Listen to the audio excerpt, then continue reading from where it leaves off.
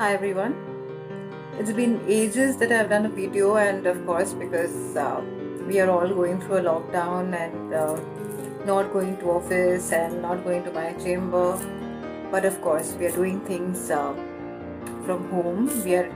In fact, we can use this time for our spiritual practice, at least the ones who are interested in the practice. A lot of my students are coming online and we are learning online, and because we started this online tantra sessions, which is like one-to-one, and we have these video sessions which are there. And I think it's been so long that we have been at home and in our places, that it is at least helping a few people spiritually, at least the ones who are seekers in their own terms. They are learning.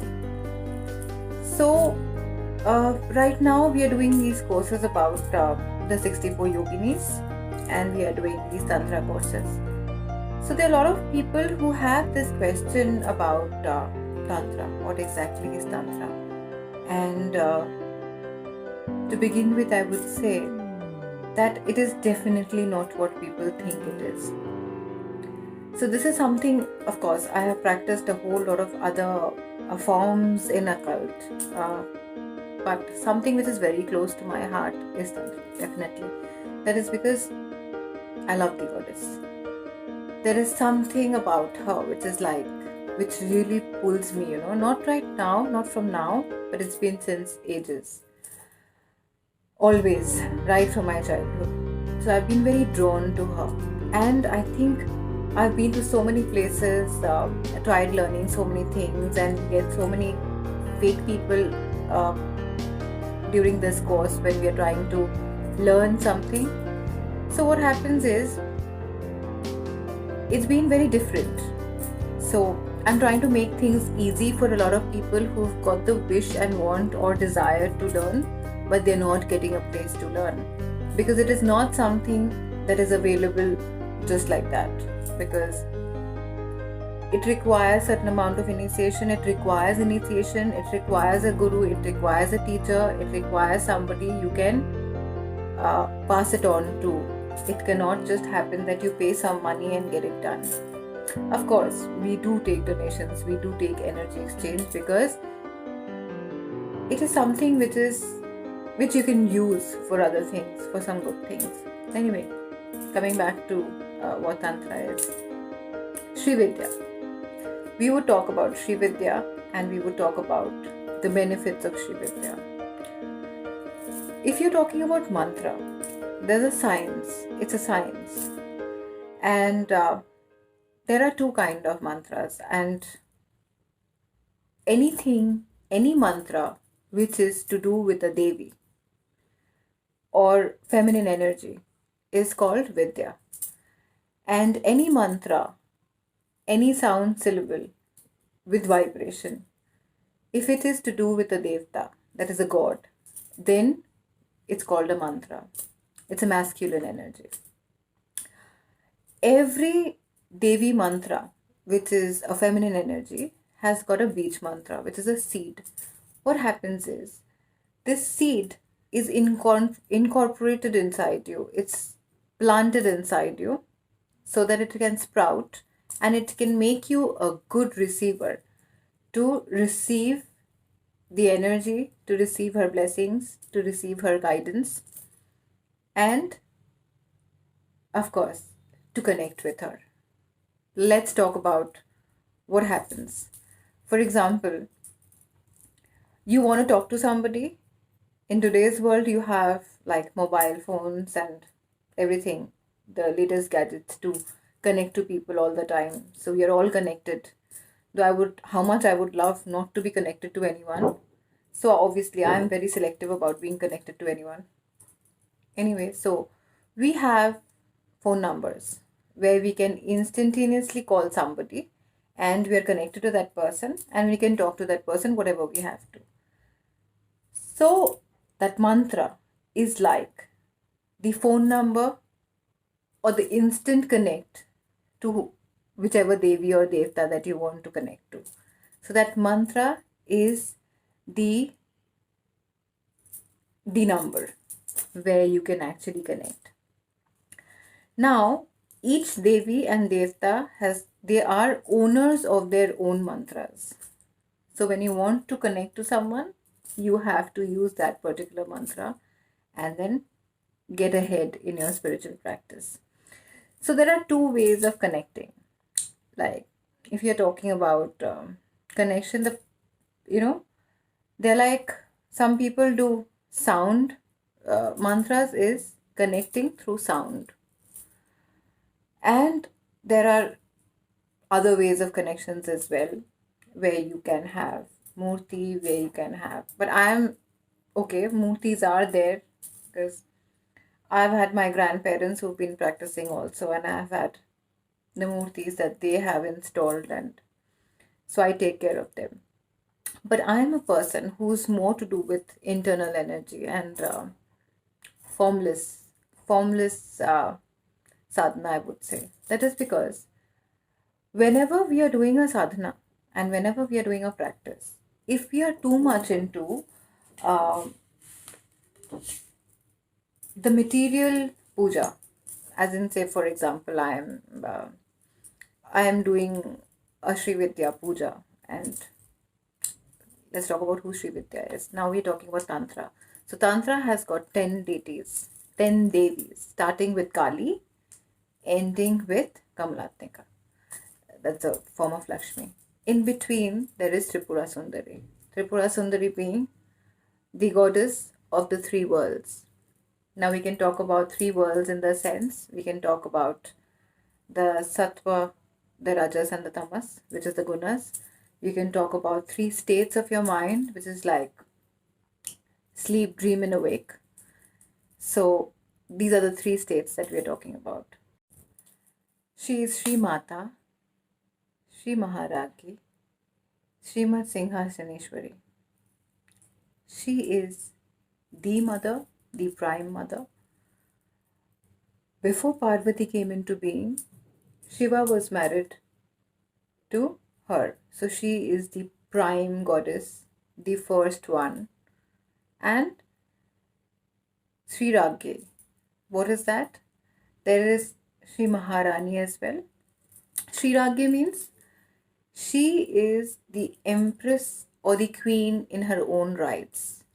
Sri Maharani means what? Sri Maharani means she is that a Raja would have a Maharani. But Sri Maharagi is, she is the empress, she is the queen, and she might also have a king who's there, but not necessary. So she is the one who's Singha Saneshwari, which means that she is sitting on the empress, the throne, and she rules. So no one can move her, no one can. She is the one and the powerful one. So if you're looking at refuge, if you're looking at being under somebody's protective shield, is her. That is because she alone is capable of giving you protection. She alone is capable of giving you everything that you would want in the material world, because she is the ruler of everything. Now what happens is Sri Vidya is the knowledge that you can acquire, is the knowledge that can connect you to the goddess. And I am more of a believer of Manas Puja, as we discussed earlier, and because I think that while you're doing a ritual, if you are, say for example, you're giving the ahutis, or you are giving your offerings, and each mantra you are saying, and you're doing an offering and everything, you're so busy, with looking at the text, looking at the books, and then checking on all the ingredients whether they're correct or not. I think it's such a distraction, because at that point of time you have so many things in your mind that you don't even know whether, because you're not even connected to the deity at that point of time, because you're constantly thinking if your process is correct, if you're doing the right ingredients, if you're not going wrong anywhere, if things are exactly the perfect way it's supposed to be. So I think not really the correct way. I feel that if you're more doing things internally, your connection with the Devi is much stronger. You can't go wrong. That is because your connect is direct, and it's so much more beautiful that everything is mental. All the offerings are mental, everything is mental. You don't need anything else except for the knowledge which is going to be there. You don't need to buy expensive things, you don't need to buy the ritual tools, you don't need sweets, you don't need offerings, you don't need flowers, you don't need anything. It's all the internal process, the moment you keep, burn the fire, you keep the fire burning inside you. That is it, bingo, you're just there. Now, what happens is a lot of students of mine who learn and then they say that, what next? What about the second step and all that? I sometimes feel you're not even ready with the first one. You haven't sharpened your knife enough. You haven't done much. You haven't got the expertise in the first one, and then you're talking about the next because people get so bored doing the same thing over and over again.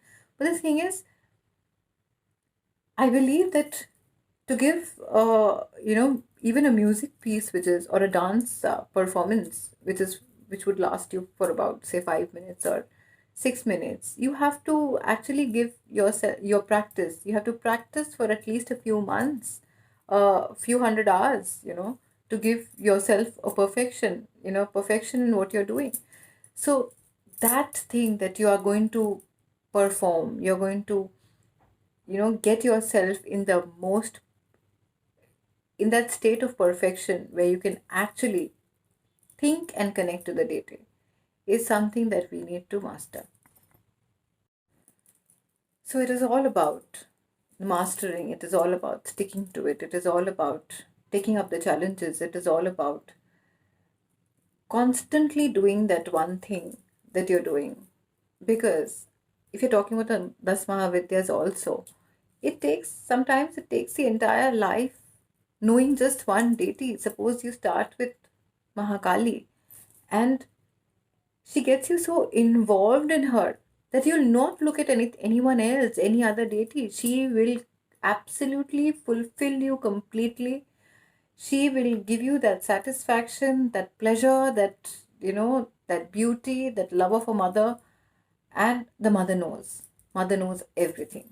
So it's the beauty of that, it takes the entire life to know one deity. Forget about the next one and the next one and the next one. But yes, it is all about sticking. It is all about being completely into it and learn it. So once you start learning, you will see the process. It is going to be a cakewalk. Not for all, but at least the ones who are really, really designed for it. And the idea is when you really want something, so even if it is money, even if it is just material things, she is the ruler of material things. She is well capable of giving you everything that you desire. But your connection with her is the most important thing. Like people tell me, you can do a ritual, you can do this, you can do that, you can gain a lot of things. Yes, of course, you can.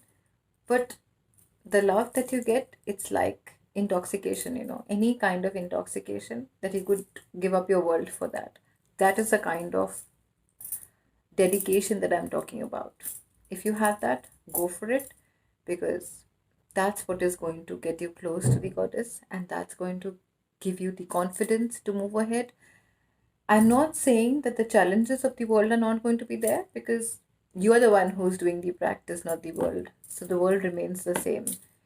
But you'll be in a better state to handle yourself, to handle your emotions, to handle your challenges, to see the clarity, to get the confidence to move on, and the rest of the things. So I think this is the time right now that we are stuck at home and we have so much of time.